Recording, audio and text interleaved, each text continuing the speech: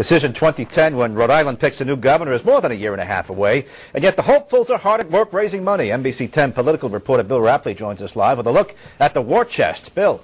Well, Gene, of course, nobody has even officially declared that they're going to be running for governor, but a number of potential candidates vacuuming up the cash just as quickly as they can. And numbers from the most recent quarter of fundraising are in. On top of the money pile is Treasurer Frank Caprio. He had a fundraising quarter that his camp says has never been equaled by a statewide candidate in Rhode Island.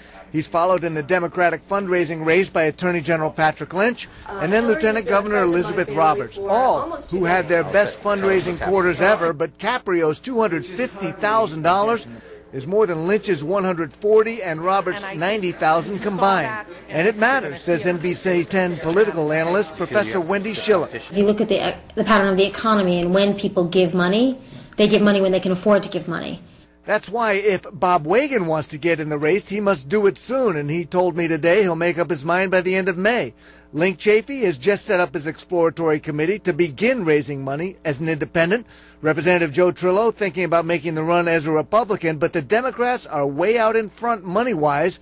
$1.22 million for Caprio, $500,000 for Lynch, $300,000 for Roberts.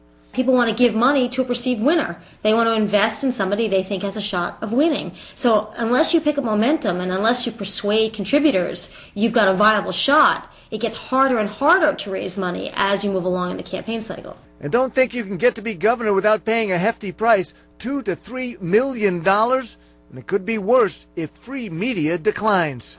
Newspapers go under. For example, if you don't have newspaper advertisements or free publicity in newspapers, there's even more pressure to buy your publicity to get your message out than ever before.